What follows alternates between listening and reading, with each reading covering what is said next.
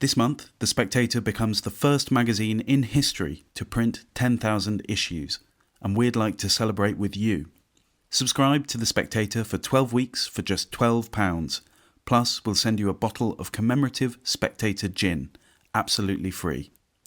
Go to spectator.co.uk/celebrate.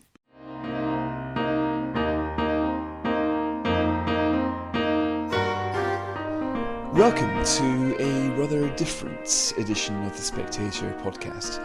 I'm Fraser Nelson, editor of the Spectator, and we always think that each issue of the magazine tends to be shared around by about 3 or 4 other people. Subscribers quite often give it to their friends and family, and that's going to be a little bit trickier now that we're in lockdown.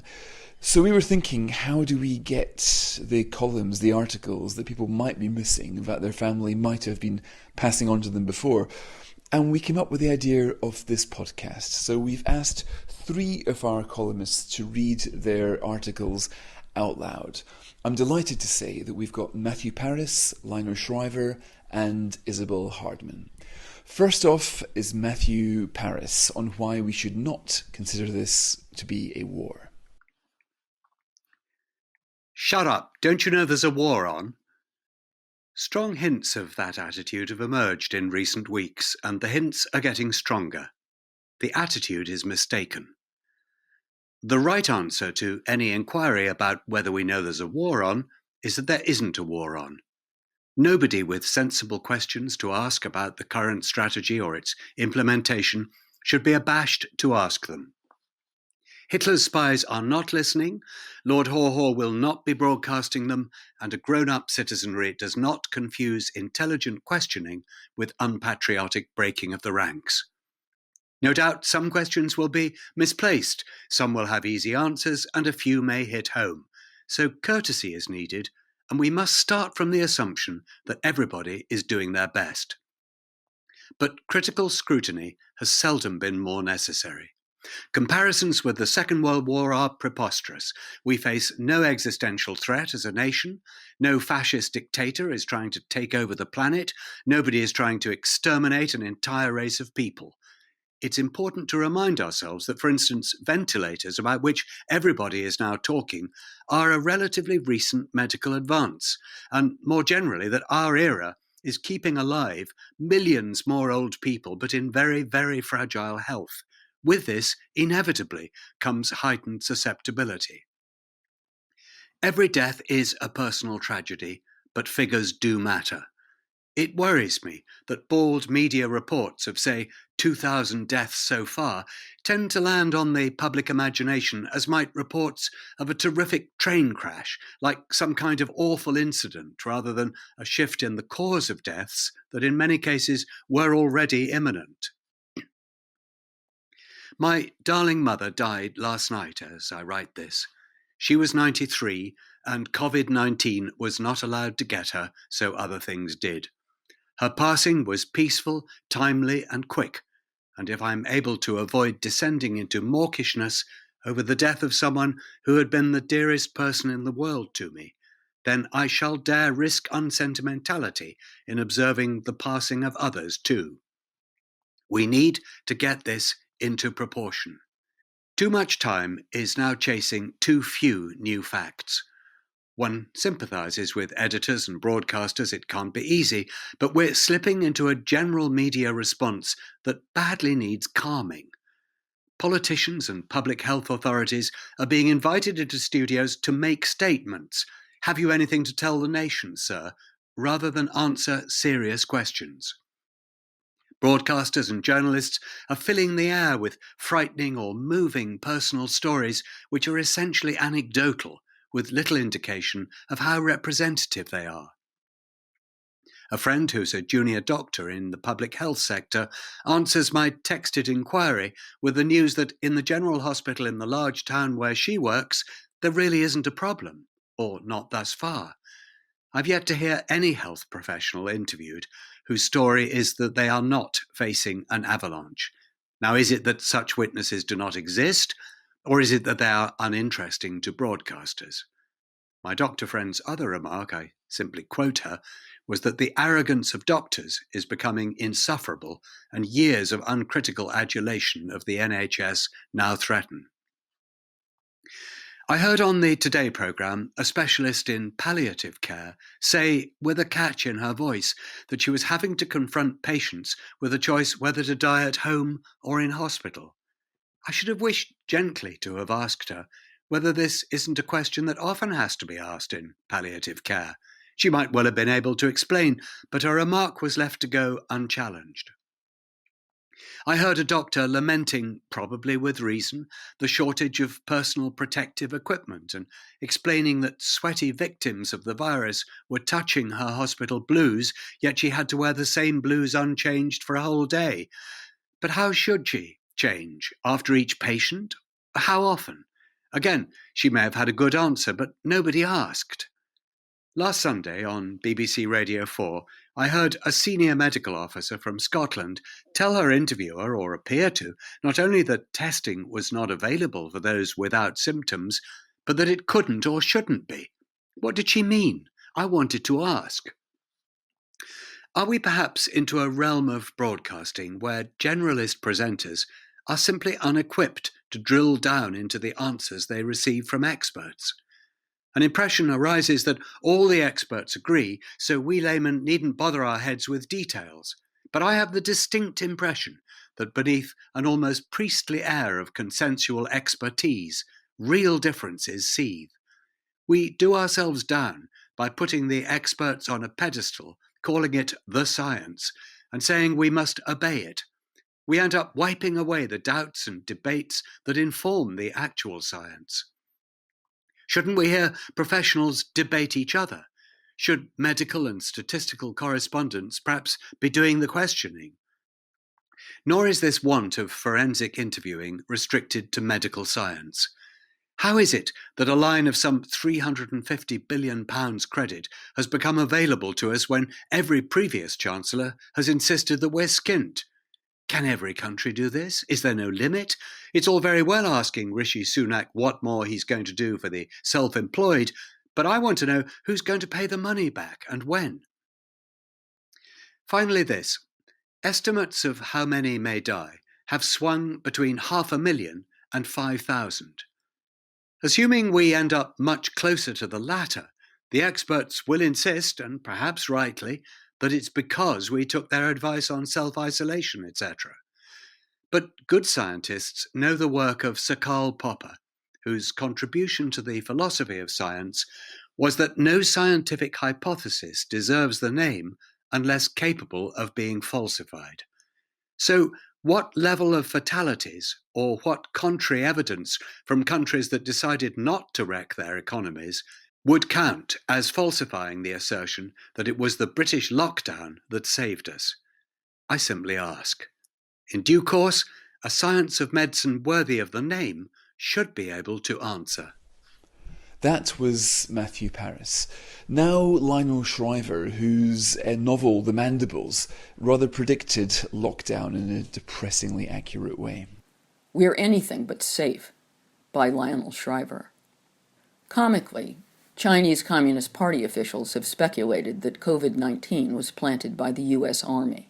Yet a respectable conspiracy theorist would deduce that a virus sending the rest of the world into an hysterical, wholesale economic shutdown has "Made in China" written all over it. After all, China didn't flatline its entire economy to contain the contagion. At the end of this debacle, then, China could rule the world, although it won't have many solvent customers left to buy its products. The only other countries calling the shots in future could be South Korea, Japan, and Sweden, having thus far resisted the stampede to lockdown. In my 1994 novel Game Control, a rogue demographer named Calvin Piper attempts to design a virus that will kill 2 billion people overnight, thereby arresting runaway population growth. I don't imagine my friend Calvin would think much of COVID-19. In his quest for a seriously nasty bug, I bet he'd pour a vial of the new coronavirus right down the sink. For as fatalities are broadcast even for Italy and Spain, I shout at the TV, "These numbers are ridiculously low." If a headline ran tomorrow, British deaths in 2020 to reach 600,000, we could expect widespread popular anxiety. Likewise, the forecast global deaths to exceed 58 million by year's end could drive governments to yet more draconian measures to defeat this plague. But 600,000 Britons did die last year, and so did more than 58 million people worldwide. We're underaware of it, but scads of people are dying around us all the time. Hate to break it to you, but we're mortal. We've been through alarmist projections of viral mortality before, and I don't mean just SARS or MERS, but HIV. Researching game control in 1990, I tracked down all 7 studies then available that modeled the impact of AIDS on population growth in Africa, where the epidemic was exploding. 4, all authored by epidemiologists, predicted that HIV would devastate African populations, whose growth would plunge to the negative. 3, authored by demographers, predicted that HIV would have a negligible effect on the continent's population, whose numbers would continue to soar. 30 years later, guess who was right? We live in factional times, so scientists and commentators are dividing into COVID camps, though allying with the smaller skeptics crowd can be dangerous. Some contrarians are getting death threats. Yet even the establishment Imperial College London has reduced its projections of COVID-19's UK mortality from 250,000 to under 20,000, roughly the same as annual deaths from seasonal flu. No one knows yet for sure, but evidence abounds that the lethality of this virus may be in line with flu's 1%, and possibly as low as 0.1%. The disease overwhelmingly fells the elderly with often multiple comorbidities. I don't mean old people don't matter, but absent this pandemic, a large portion of this ailing cohort would have been sadly slain by other illnesses in short order. As Dr. John Lee noted in the Spectator last week, too, fatality figures fail to distinguish dying from COVID and merely dying with it. Prey to simplistic sentimentality, politicians loath to land on the wrong side of the bogus money versus people debate could keep economies in the dead zone for months on end, through the summer, or even until the mass dissemination of that mythical vaccine in, say, 2022. Unremitting, better safe than sorry policies could transform life as we know it for years to come, and not in an improving direction. We're anything but safe right now. And the longer these lockdowns continue, the more imperiled we and our descendants become. We're flirting not merely with recession, we should be so lucky, but with a potentially self-sustaining depression, with all the social services decay, cultural malaise, personal desperation, and generational aimlessness that would entail. Forgive my further self-promotion to follow, but my latest novel is released in early May, and we might as well bury those hardbacks in my back garden. Of course, in converting 2 years' work to compost, I have company, or companies, I should say, many of which will go to the wall after proprietors sank not a mere 2 years, but sometimes their whole lives into these labors of love. My 2016 near-future novel, The Mandibles, portrays the United States in economic freefall. Russia, China, and friends contrive a currency to rival the dollar. In retaliation, the American president defaults on the eye-popping national debt.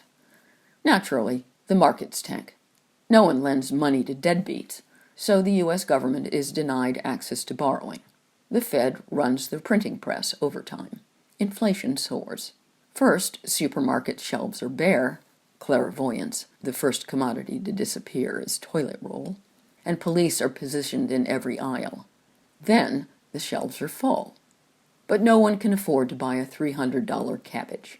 D.C. nationalizes gold, sending the army banging on doors, searching for wedding rings.